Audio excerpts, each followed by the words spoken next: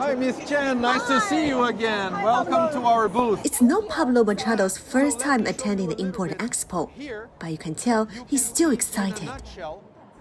At this year's event, he debuted a green notebook.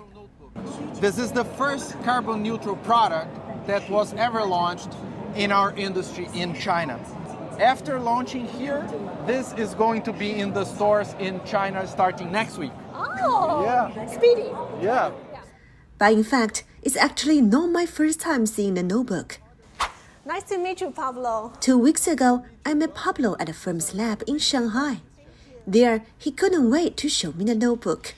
This is our carbon-neutral notebook. We measured all the carbon emission across the full value chain, from cradle to grave.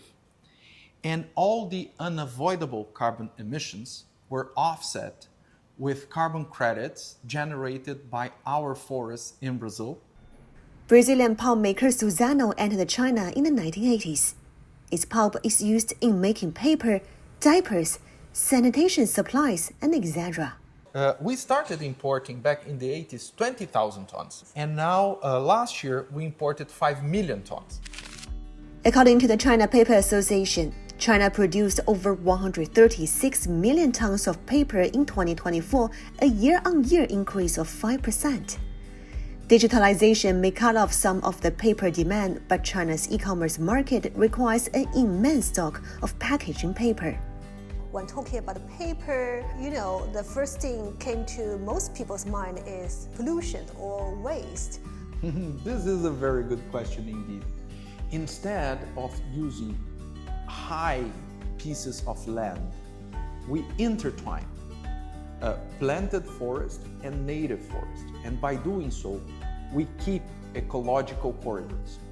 And this is what is capable of enhancing biodiversity, because when you keep ecological corridors, the different native species can continue to migrate and cross.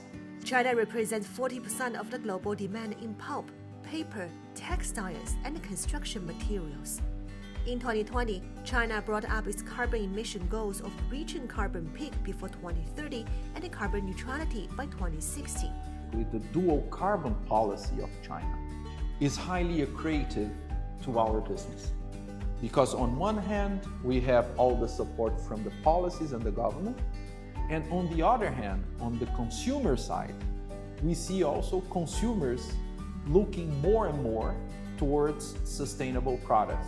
Printing on Suzano's carbon neutrality notebook are animals representing China and Brazil. So you can see the Chinese panda, the Chinese monkey, the Brazilian jaguar, and the Brazilian Amazon dolphin. Oh, so cute. Yeah, we also try through this to give a little bit more of conscience in terms of biodiversity of China and Brazil, and try to use that also to teach a little bit our kids.